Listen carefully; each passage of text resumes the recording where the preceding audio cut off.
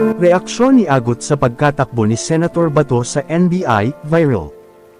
Mainit na pinag-uusapan ngayon online ang naging matapang na reaksyon ni Agot Isidro kaugnay sa mga kaganapan sa Senado. Partikular na sa umano'y pagtatangkang pag-aresto kay Senator Ronald De La Rosa sa loob mismo ng Senate premises. Bukod sa kanyang maaanghang na opinyon tungkol sa pagpapalit ng liderato sa Senado, naging usap-usapan din ang kanyang sunod-sunod na social media post. Laban sa ilang senador na bumoto upang mapalitan si Senate President Vicente Tito Sotto III ng bagong Senate Chief na si Alan Peter Cayetano. Sa kanyang mga post online, hindi nagtago si Agot sa kanyang tunay na nararamdaman. Tinawag pa nga niya ang 13 senador na bumoto para sa leadership change bilang 13 satanas sa Senado. Bagay na mabilis na nag-trending at umani ng samot-saring reaksyon mula sa netizens. Hindi rin nakaligtas si Alan Peter Cayetano sa mga banat ng aktres matapos nitong gumamit umano ng Bible verse kasabay ng political development sa Senado.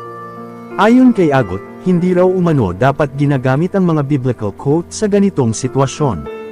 Samantala, mas lalong naging viral ang kanyang reaksyon matapos kumalat ang ulat tungkol sa umano'y tangkang paglapit ng mga ahente ng NBI kay Senator Bato de la Rosa kaugnay ng ICC arrest warrant laban dito. Ayon sa mga report, nakita umano si De La Rosa na mabilis na nagtungo papasok ng session hall habang sinusubukang iwasan ang mga awtoridad. Dito na ibinahagi ni Agot ang isa sa pinag-uusapan post niya online. Matapos umano niyang mapanood ang CCTV footage, pabirong ngunit matapang niyang sinabi, "Just saw the CCTV, we have a runner #Batoduwag." Dahil dito, lalong umuugong ang social media at nagkaroon ng matinding diskusyon mula sa magkabilang panig ng politika.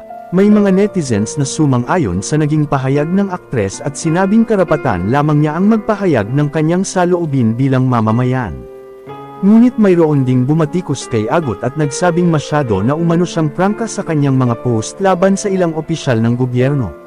Sa gitna ng kontrobersya, ipinagpatuloy pa rin ni Agot ang kanyang panawagan tungkol sa accountability at due process kaugnay ng iba pang usaping pampolitika sa bansa. Kilala ang aktres bilang isa sa mga celebrities na hindi natatakot maglabas ng opinion sa social media at political issues, dahilan kung bakit madalas siyang laman ng online discussion. Samantala, nananatili namang tikom ang kampo ni Senator Bato de la Rosa kaugnay sa naging viral na reaksyon ni Agot. Ngunit sa social media, patuloy pa ring hati ang opinyon ng publiko tungkol sa insidente. Sa ngayon, hindi pa rin umuupa ang ingay ng isyu online dahil marami pa ring netizens ang nagbabahagi ng kanilang saloobin tungkol sa political tension sa Senado. At sa matapang na mga pahayag ni Agot Isidro na muling naging sentro ng viral na usapan sa internet.